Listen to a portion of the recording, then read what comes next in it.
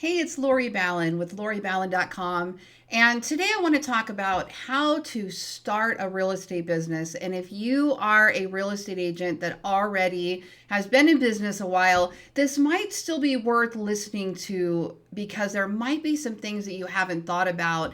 And it is always a good time to reinvent yourself. I was just on doing an interview and was asked the question about how real estate agents can basically stay relevant today against all of the competitors, like the big portals that we're competing with. And I shared that it's creeping me out a little bit too to be watching television and to keep seeing these videos, commercials on how to sell your house online with one of the portals, avoid having people tracking through your house, basically with the value proposition of we're going to make this more convenient for you. You don't have to deal with all that hassle. And that makes it a little bit more challenging for real estate agents to use that same value proposition because what we do every day doesn't really remove that hassle, right? We can improve the process. We can help somebody get their house sold. We can help somebody buy a house. There's a lot we can do with the negotiations, but we really don't remove the hassle. They're still going to have to show their house probably. So it's an interesting thing that has been on my mind recently anyway when it comes to real estate and value propositions. But let's go talk about what I would do today if I were just starting a real estate business for the first time. Okay, 2021. I got into real estate in 2007, and that is when the real estate industry was tanking and immediately became, within 3 years, became completely distressed, short sales and foreclosures. And everything I had thought I had learned about real estate and how I was going to build my business looked completely different 3 years from then. So you definitely will have changes, markets that change, and niches probably that change, or things that you specialize in maybe that change. But the principles of owning a business, period, and starting a real estate business aren't really that different. But here's how I would go about this. The first thing that I would consider is, who do I want to work with? Okay, first thing out of the gate, who do I want to work with? Who is your ideal client? And I'm not talking about, is that person fun? Are they male or female? It's more about, where are they in their real estate life? Are they first-time home buyers? Are they move up buyers? So this would be the next phase. This is somebody that's had already bought a home. Now they need to sell a home and buy another one, right? Are they out of towners? Are these going to be people that come into town that you work with? Are they locals? Do you know that you specifically want to work with locals? This is going to depend on your market and where you're at for a lot of this as well. Is your ideal customer a 55 plus type of person? Are they empty nesters? And this could be the reason I bring that up is because, especially here in Vegas, we have a really strong population of active adults that are probably more of the empty nest phase and are buying high-rise condos, or they're buying golf course properties. They're buying in 55 plus communities. So I could do a really big business with that audience. Do I believe that I bring something special to the table that serves that audience really well? Do I have some kind of experience there? Or am I of that same demographic? So I think that's going to be something I can really relate to everybody.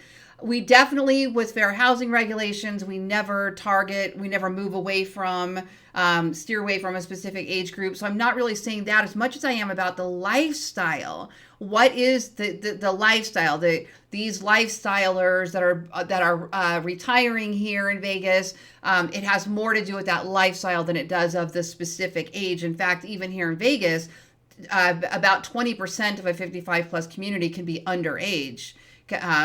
So it's not necessarily specific to age, but more about where they are in their life.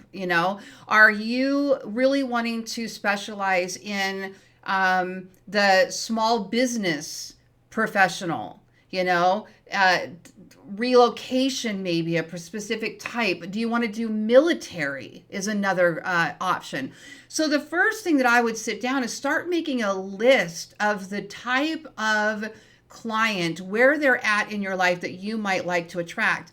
Because the conversations that you have through your content, YouTube, blogs, any of that kind of stuff, the conversation that you have for a first-time home buyer is going to be incredibly different than somebody who is in that empty nest phase, that super active adult living phase, right? They're going to be very different conversations. And a first-time home buyer is going to need a lot of information about credit scores and down payments and how much can I afford. And where another type of niche, they're going to be more concerned about the investment, the return on the investment, the neighborhood values. There's just going to be some differences there in how you approach this. And I no matter what niche I'm teaching, I always say, choose a niche. Pick something specific that you can lead with. That doesn't mean that you won't do the other areas. It doesn't mean that if you specialize in first-time home buyers, that you won't also attract the 55 plus community buyer. It doesn't mean that. But what it does is when you pick a niche that you can specialize in, it gets you there faster. It removes a lot of the competition. You're not trying to be a jack of all trades. You're being very specially focused on one particular niche. It's going to be easier to break through and to start your business if you really hone in on something specific. Okay, so I'll give you some more examples. So in Vegas, new construction is booming, and the new construction specialists, the new home specialists right now in Vegas are actually leading the pack, because we hardly have any resale homes left. So everybody's starting to go new. So the people that really know these new home communities have an advantage. And these are things to think about. Another way you could go is by going hyper local. So local would be a city. Hyper local would be a specific area inside of that city.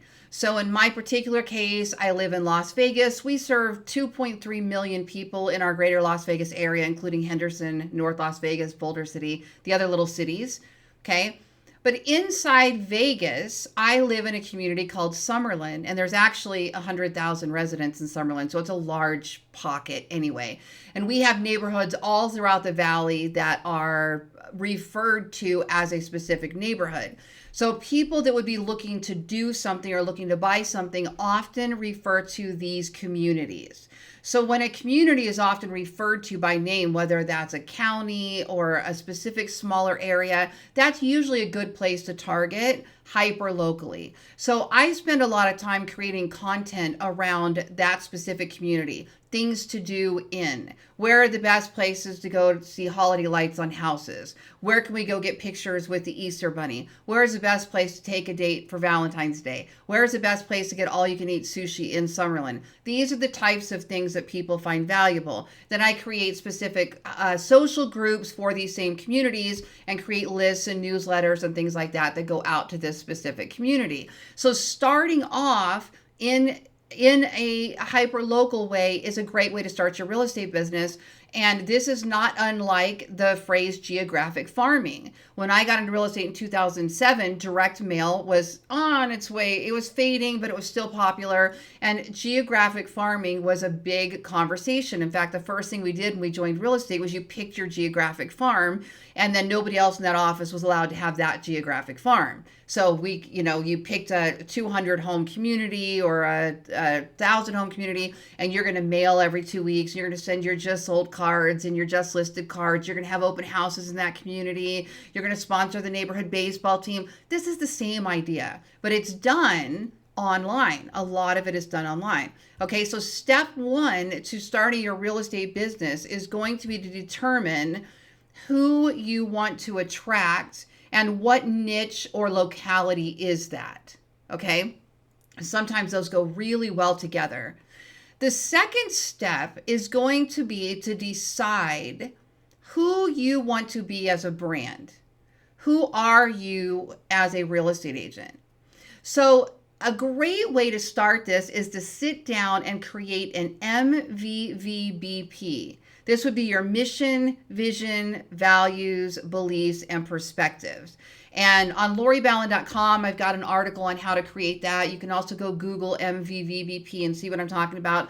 And the reason I like this practice of creating a MVVBP is that you have to sit down and create a mission statement and a vision statement and your core values and what your goal is as a real estate agent. What do you want to accomplish? What do you want to achieve? What's the big win in all of that?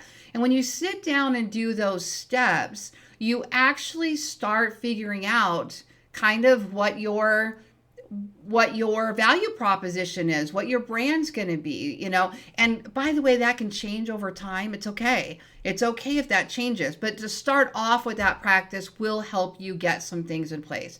Step 3 is going to be to establish your brand kit. So this is going to be your colors, your fonts, your logo, your styling that you're going to use on your postcards, on your brochures, on your websites, on your social media channels, on your landing pages. Okay, an easy way to do that was with Canva. I'll put a link below for you. So as a Canva Pro user, my link will give you 30 days free. And as a Canva Pro user, you can set up a brand kit, and you basically go in there and you set up your colors and you put some colors together. Normally it's like 5 colors that people put together. And then you pick your favorite font and you save all of this. And each of those colors actually has a little code. So then just anytime you're designing anything, or you're going to have yard signs made by somebody, or you're doing whatever, you can say, here's my brand kit. This is the colors and the fonts that I use, so that you can keep things as on brand as you want. The next thing is going to be to decide, do you want to have a logo, or do you want to just use your face, or do you want to have some combination of both? Now, logos really are only as good as your marketing is. It is really hard to get people to recognize a logo and make a mental connection to the brand, especially in real estate. Most real estate agents are just doing the little house tops with a cloud behind it and a rainbow behind it and all that. They all look kind of the same. You're not really going to create any brand awareness with that kind of logo. So if you are going to do a logo, I would think outside the box a little bit. I did one, and I wish now I had stuck with it, but it was a little penguin made out of the letter B for Ballin. And I wasn't going with penguins. The designer just happened to create something, and now I wish I just had used it because it was just that darn cute and it would have been that memorable. But the little houses just really aren't all that. A lot of people are using their signature as a logo, and that's an okay thing too. But just don't think that you're going to create a lot of brand awareness on the logo. For you to become recognizable like the golden arches of McDonald's, you're going to have a lot of money marketing, right, to get them to remember that. Now, what people will remember is your face.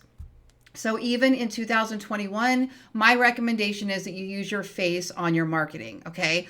If you have a big team, my recommendation is one person is the main face, and the rest of the team is grouped around it in some way. If you're just putting a picture of your team on your yard signs and on your in a little corner picture, it's really hard to create any brand awareness around that unless your team is doing something very distinct. Okay, so everybody is wearing teal jackets with red shoes. And then every time you have a team member that leaves your team or comes back into your team, you are adding them in with that same effect.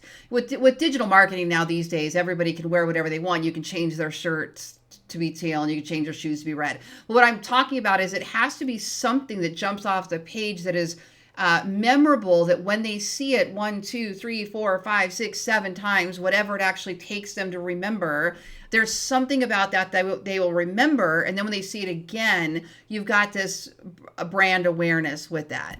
So easiest way to do that is with a single face. Even faces that age generally are still very recognizable. You don't have to use the same picture you took this year. You can still update your picture every year and update all your media. but maybe generally you're still pretty similar. There's something, your features don't change all that much, even when you get wrinkled and not as much hair, your hair changes colors. I would encourage you to keep your pictures up to date, and most people are still going to recognize you even through the aging and changing process, right? That's just my opinion on that. So we've decided who our audience is going to be. We've set up our MVVBP. We're looking at what our value proposition is. We're creating our brand kit. Okay, so these are kind of your out of the gate things. You're going to order your business cards or whatever, digital signatures and things like that you're going to have. Okay, you're going to probably need a website of some sort. Now, here on my channel, I teach everybody how to build your own websites. I also have a team that I work with. My brothers, actually, Jeff and Paul Helvin are their names. They own a digital marketing company, which you can find at ballenbrands.com. So that's actually my last name, Ballen, brands.com. They build real estate agent websites, so that's an option. I don't really suggest these out-of-the-box solutions that you're leasing. I like to have websites that I own. And one reason is if I switch brokerages, I want to take my website with me. So I'm not going to go all in on a brokerage website and not have my own asset. I might use the brokerage tools for certain things, but I'm always going to have my own website that can move with me. I learned the hard way when I left my first brokerage and was not able to take my real estate website with me. So don't make that mistake. I also don't like leasing websites and building SEO and content on, because then you're at the mercy of whatever they charge. If you can't back up your database, they might own all your content. So those are some things to ask about. So if you go with my brothers, Jeff and Paul at Ballen Brands, you own them. You own the websites. They just do all the integrations. You actually have all the licensing to all the little third-party integration software. You own the database. You own the content. So that's something to consider there. Plus, when I teach you how to do them, I teach you the same idea. Okay. Now, the next step is going to be to determine what platform you are going to do some really strong marketing on. Generally, most people grow into 2 or 3. But I say pick one that you're really going to start with. And if your one is a website, you're going to need a secondary promotional platform. So this could be YouTube, it could be Pinterest, it can be podcasts, it can be LinkedIn, Facebook, Instagram, TikTok, Clubhouse, wherever it is that you're going to find yourself, that you're going to be able to promote and drive people to your IDX, drive people to your offers, drive people to your home valuation tool. Those types of things you're going to want to have. But it's going to be really hard for you to get well known on Facebook and on Instagram and on LinkedIn and on whatever. So I always tell people, really take a look at the demographics of that channel. Who are the people that are on that channel, and do they match your target audience? So if step 1, when I asked you who do you want to work with, if you identified business professionals as a target, LinkedIn might be a good channel for you. If you said first-time home buyers, you might want to explore TikTok and Instagram. YouTube for everybody. There's a lot of different audiences on there. So play around with those different channels. Clubhouse is going to be a lot more professionals and things like that. I'm not really sure yet where that's going to go with the real estate industry, but it's something that I've been asked about now a few times, and it seems to be more niche, click, hobby focused. So if you can be a voice in one of those small communities and they would also recognize you as a real estate agent, then that could be a platform. For most of us, it's going to be something like Facebook, Instagram, Twitter, LinkedIn, YouTube. Those are like still the primary ones for real estate agents, I think, today. TikTok ever growing. I'm seeing some really cool stuff happening on there now, especially with hashtags and the way you can make it local, turn your whole feed local. I like where that's going as well. So you're going to take a look at that though. For most real estate agents, I think Facebook still has a leg up in the way we can create hyperlocal groups. A lot of people are using real estate and are using Facebook still to communicate, to ask people for referrals and things that they want to find. So that might still be an ideal platform. you're definitely going to want to sit down and prepare yourself with some skills. You're going to want to have a great listing presentation. You're going to want to have a great buyer presentation, whether they're digital, they're videos, they're physical. You're going to need to look at what your business looks like there. But I would go put some of those tools together and practice those skill sets. You know, how are you going to do your listing presentations? Are you going in person? Are you walking in? Are you sitting at a table? How are you presenting? Are you doing an iPad slideshow? Are you doing a pre-listing presentation? Lots of things that you can go explore there that are working well for other people. YouTube's a great place to go to learn some of this. If you go to YouTube and type something in like listing presentation, scripts, objection handling, commission, you know, how to talk commissions on a listing presentation, you'll see a lot of people and coaches doing these types of modeling for you to kind of find somebody you like and something that you want to model there. Okay. So you're going to need to get your skill set up there. You're going to need to have a great database system. So some sort of customer relationship management software, some sort of database.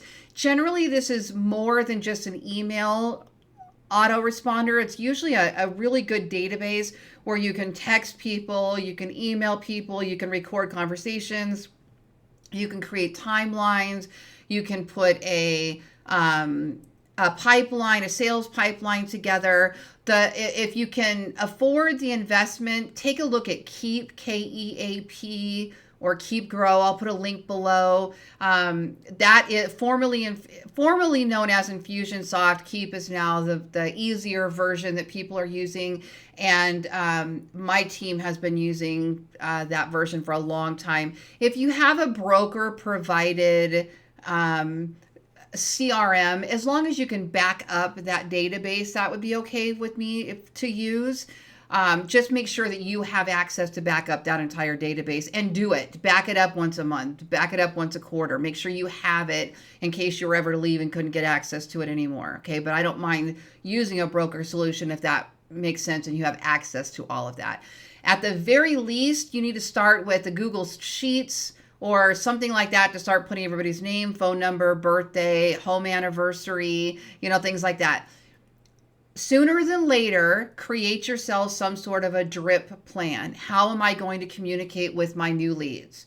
If I do an open house and I get a bunch of people that come in, how am I going to communicate with them? You need some sort of a drip email autoresponder system to work with. Okay, there's lots of them for real estate. You can look at Follow Up Boss, LionDesk.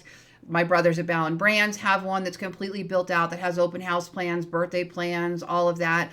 You're going to want to have something. And definitely you're going to want to have something that you can customize and make your own that isn't canned like everybody else has. So those are some things that you're definitely going to want to consider. Okay.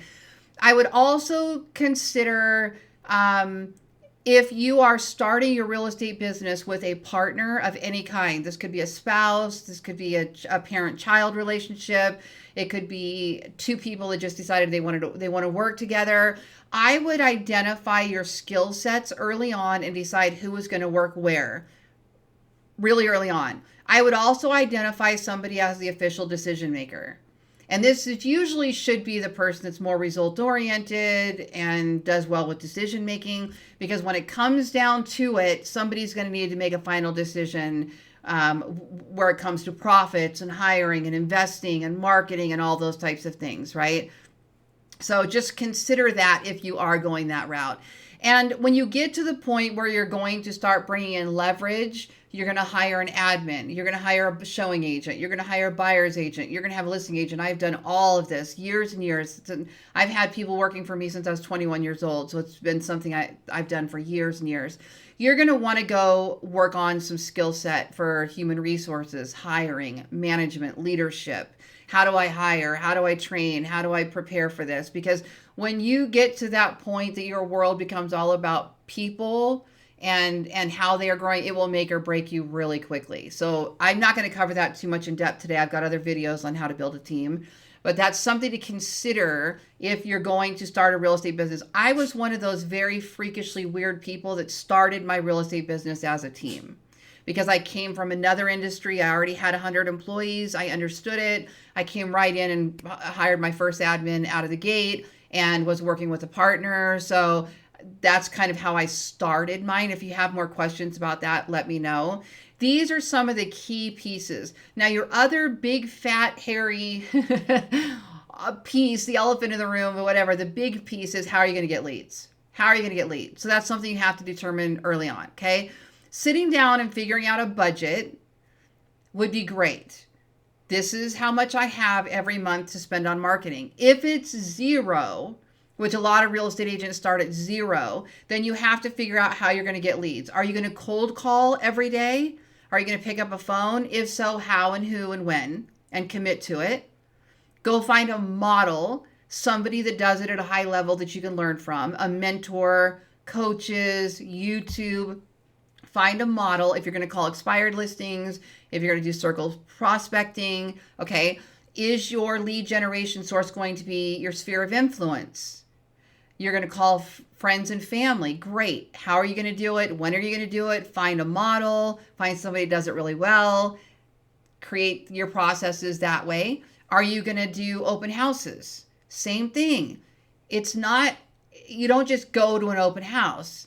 There are people that do it at a super high level. Go find a mentor, go find a model, go to YouTube. How are people doing open houses at the highest level? Because that's where you want to, what you want to do. Hyperlocal. Are you going to do blogging? Are you going to do YouTube? Are you going to do podcasting? Are you going to do all of these digital marketing strategies? If so, find a model, find a mentor. Who's doing it? Find something and really model that. Out of everything that I taught you today, the number one takeaway should be find a model. Find somebody that's doing any one of your elements. When you're at the very beginning and you're choosing an audience, go find models. Go listen to people talk about how they picked their audience or how their audience picked them. Who do they serve and why? Okay, go to YouTube, go to Gary Keller interviews, go to whatever. There's so much of it. Go to podcasts, listen to podcasters interview successful real estate agents and listen to what they say about their audience. How did they get that business, right? When you get to your brand kit and your colors and your designs and your logos, go look up real estate logos and real estate brands and find something that you like and go, yeah, that makes sense for me. I want to go look at that. At each piece, as you grow your business, the better you are at finding a model, the more successful you're going to be. And following that model. You can still be creative, but you need the foundation. You know, all of this stuff has been done before. So find a model that is similar. I will tell you that my model was one of the first of its kind. I run more of an affiliate business with my real estate model, which basically means I don't work with clients myself. I do all the lead generation, and then I make a referral basically from the people on my team. I'm not at the office. In fact, most of them I've only met once or twice, and they've been with me for years. It's more of an affiliate relationship where I create this and then I earn a commission, and that's really like where my part starts and ends, where most other real estate teams are very involved. They're in the office, and I did that at one time, but they're in the office, they're hiring, they're coaching, they're training, they're traveling together, they're creating, they're doing coaching and growth plans and all that kind of stuff. So for most of you, there will be a model at each phase as you're growing through this, okay? I hope this helps you start your real estate business. I'm Lori Ballin in Las Vegas. My team would very much appreciate your referrals, and thank you so much for joining me today.